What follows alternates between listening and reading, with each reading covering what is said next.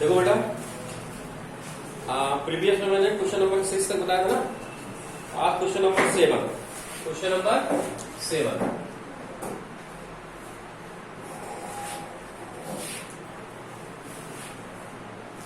देखो,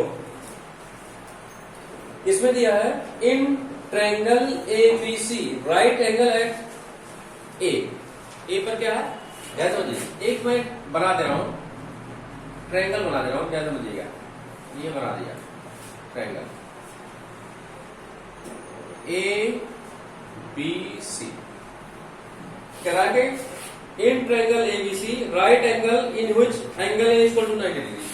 angle A की जो वैल्यू दिया है, कितना डिग्री दिया है, 90 डिग्री दिया है, given in triangle ABC angle A equal to क्या दिया आपका 90 डिग्री, ठीक है। And AB equal to AC and AB की लंबाई किसके बराबर दिया है, AC है, ठीक है। तो आपको क्या करना है, फाइंड क्या करना है, फाइंड करना है angle B and angle C, मतलब एंगल C और एंगल B और एंगल C की वैल्यू फाइंड करनी है। ये भी पता है आपको, AB की वैल्यू किसके बराबर है, AC। ध्यान रखना, प्रूफ सॉल्यूशन। जहां सो या प्रूफ डेट लिखा होता है वहां हम प्रूफ लिखते हैं, जहां आपको फाइंड करना होता है वहां पे हम क्या लिखते हैं, सॉल्यूशन लिखते हैं, ठीक है। देखो बेटा, ये बहुत इजी क्वेश्चन है। दैट समझिएगा, in triangle ABC angle A equal to 90 degree और AB की वैल्यू AC बराबर है। इसका मतलब इसकी लंबाई इसके बराबर है, ध्यान समझिएगा। तो आपको आपने एक चीज पढ़ा होगा, थ्योरम 7.2, 7.1 एंड 7.2 बोथ। उसमें पहले में अगर साइड इक्वल होंगी तो उनके सामने वाले एंगल क्या होते हैं, इक्वल होते हैं। अंडरस्टैंड, तो ध्यान समझिएगा। In triangle ABC, in triangle ABC, ध्यान समझना बेटा। ABC में AB इक्वल टू क्या दिया था, AC। ये पहले से आपका क्या है, गिवन है ना, पहले से गिवन है। AB की लंबाई AC के बराबर है। इसका मतलब AB के सामने वाला जो एंगल होगा कौन सा एंगल, एंगल C, और AC के सामने वाला जो एंगल होगा कौन सा एंगल B। इसका मतलब एंगल B की वैल्यू किसके बराबर होगी, angle C। Angle opposite to equal side, opposite to equal side, equal side theorem के हिसाब से होगा। अगर साइड बराबर होंगे तो उनके सामने वाले एंगल भी क्या होंगे, इक्वल होंगे। तो AB की लंबाई AC के बराबर है। इसका मतलब AB के सामने वाला कौन सा एंगल है, एंगल C, और AC के सामने वाला कौन सा एंगल है, एंगल B, ठीक है। तो angle B equal to angle C हो जाएगा। इन दोनों का जो एंगल है, इन दोनों वैल्यू मान लेते हैं, कितना x, कितना x। इसकी भी x हो गया, इसकी भी क्या हो गया भाई, दोनों एंगल बराबर है तो हम दोनों एंगल क्या मान ले, x मान रहे हैं। इसके इस एंगल मान रहे हैं x डिग्री, इसका भी x डिग्री, ठीक है, ठीक है ना। अब आपको फाइंड करना क्या, एंगल B और एंगल C वैल्यू किसके बराबर है, x के बराबर।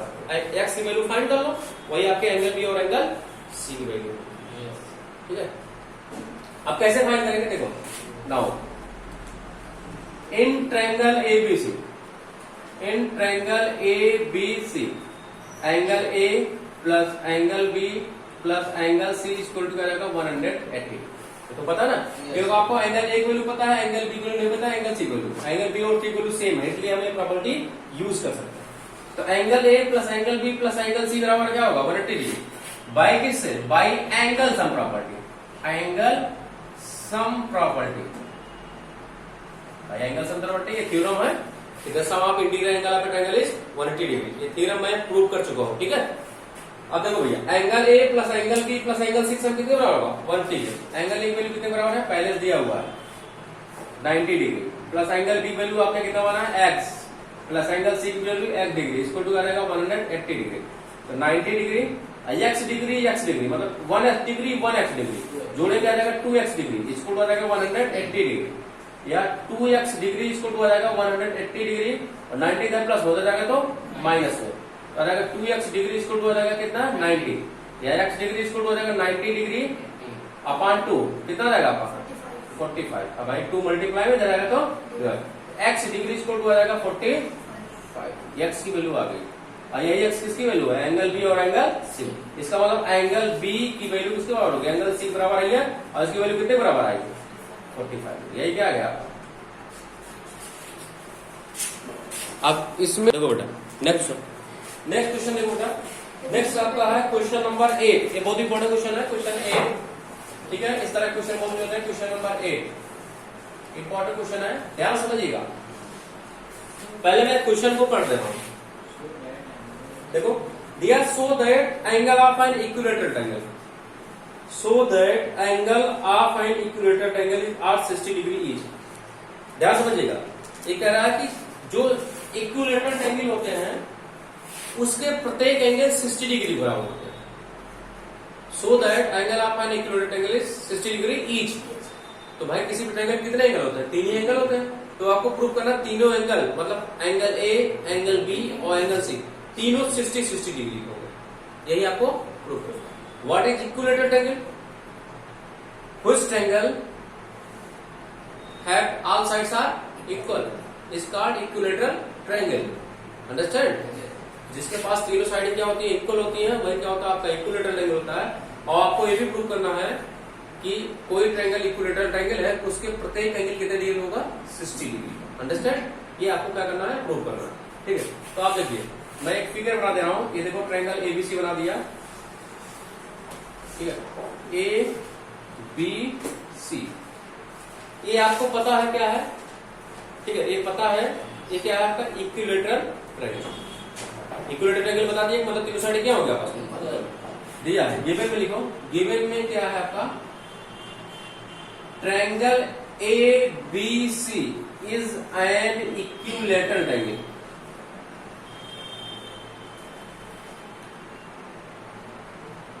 ठीक है, इक्विलेटरल ट्रायंगल। ठीक है, ट्रायंगल एबीसी क्या है आपका, इक्विलेटरल ट्रायंगल। ठीक है, तो आपको प्रूव क्या करना है, we need to prove that. ठीक है, we need to prove that, हमको प्रूव क्या करना है, अगर इक्विलेटरल ट्रायंगल होगा तो उसके प्रत्येक एंगल कितने डिग्री के बराबर होगा, 60 degree. Each angle of an equilateral triangle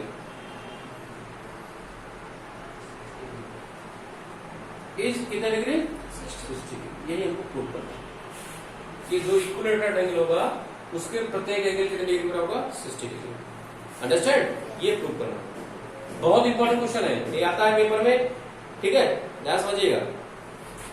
proof देखो, जो थ्योरम मैंने बताया है, साइड बराबर होंगे, सामने वाले एंगल भी क्या होंगे, आपस में इक्वल होंगे, वही चीजें हम सेम अप्लाई करेंगे। अंडरस्टैंड, अब ध्यान समझना बेटा, आपको पता क्या है, since triangle A B C is an equilateral triangle, equilateral triangle, any problem. ये आपको पता है कि एबीसी क्या है, इक्विलेटरल ट्रायंगल है। सो इसलिए क्या होगा, जो AB की लंबाई होगी वही BC की लंबाई होगी, वही किसकी लंबाई होगी, तीनों की लंबाई क्या होगी, सेम होगी नहीं होगी। भाई इक्विलेटरल ट्रायंगल, इसका मतलब इसकी लंबाई, इसकी लंबाई, इसकी लंबाई, तीनों क्या हो जाएंगे, सेम हो जाएंगे। मतलब तीनों साइड की लंबाई क्या होगी, इक्वल है। ये तो हमको पता ही, क्योंकि प्रॉपर्टी होती है इक्विलेटरल ट्रायंगल की। अब देखो, जब लंबाई इक्वल है तो आपको पता है, सिंस AB BC और AC के साइड इक्वल है, तीनों साइड, तो आपको पता है अगर साइड इक्वल होती है तो उनके सामने वाले एंगल भी क्या होते हैं, इक्वल होते हैं। तो पता है ना, यस सर। तो अगर AB सामने वाला कौन सा एंगल आ रहा है, AB सामने वाला एंगल C, और AC सामने वाला कौन सा एंगल है, B, और BC सामने वाला कौन सा एंगल, कोई दिक्कत भाई। देखो, AB के सामने वाला कौन सा एंगल है, सामने मतलब अपोजिट, इंग्लिश में क्या बोलते हैं, अपोजिट। साइड AB का अपोजिट एंगल कौन है, C, और साइड AC का अपोजिट एंगल कौन है, B, और साइड BC का अपोजिट एंगल कौन है, A। So angle A equal to होगा angle B equal to angle C।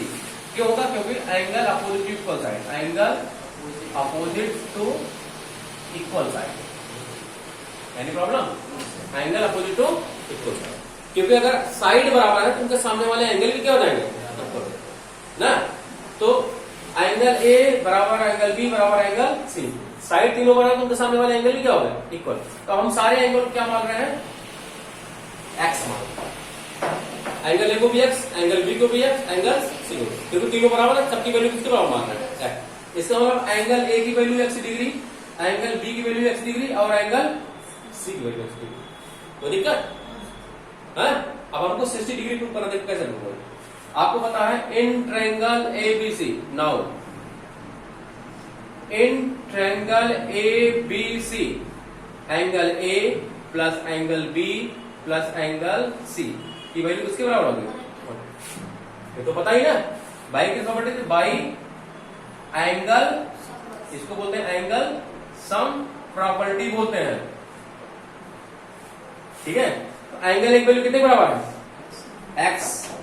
X degree plus angle B value कितने बराबर है, x degree, angle C value कितने बराबर है ना, है? इसको क्या जाएगा आपका 180 डिग्री। एक्स इसका ऑप्शन कितना होगा, 1 होगा। इसका जिसका ऑप्शन कुछ नहीं होता, ऑप्शन मतलब क्या होता है, जो एक्स में जो मल्टीप्लाई होता है, एक्स में किस चीज का मल्टीप्लाई है, 1 का। जब कुछ नहीं होता तो 1 मान जाता है। इसका भी क्या मान जाएगा 1, इसका भी 1 1 जोड़े क्या रहेगा आपका 3x डिग्री, इसको क्या रहेगा आपका 180 डिग्री आएगा ना। या x डिग्री इसको क्या रहेगा आपका 180 और 3 इधर मल्टीप्लाई है, इधर आएगा तो डिवाइड, 3 1 जा 3, 3 6 जा 18, यहाँ कितना आ जाएगा 60 डिग्री। x डिग्री को x बराबर कितना आएगा 60 डिग्री, 60 डिग्री आ गया। यस। तो आपको पता है x किसकी value, since angle A angle B angle C की वैल्यू कितने डिग्री बराबर माने, x डिग्री बराबर माने हो, x की वैल्यू कितने बराबर आएगी 60 डिग्री। इसका मतलब angle A angle B angle C इसको क्या जाएगा आपका 60 डिग्री। ये तो आपको प्रूव करना था। Each angle of an equilateral triangle is 60 degree. तो आपने दिखा दिया एंगल ए भी 60 है और एंगल बी भी 60 है और एंगल 60। तो आप और एक चीज और पढ़े हो कि किसी भी ट्रायंगल में तीनों एंगल सम 180 से ज्यादा नहीं होता। कितना होता है 180 ही होता है। ये भी पढ़े हो। The sum of interior angle, इसको कौन सा एंगल बोलते हैं, interior angle. The sum of interior angle of a triangle is 180। देखो 60 ये है, 60 ये है, 60 ये है, तीनों जोड़ो कितना जाएगा 180 डिग्री तो आएगा। तो वाला आपका आंसर ठीक। आप लिखा ना each angle of an equilateral, लिखा है ना, यहाँ ट्रायंगल लिखते हैं। Each angle of an equilateral triangle लिखना है, ठीक है। ठीक है।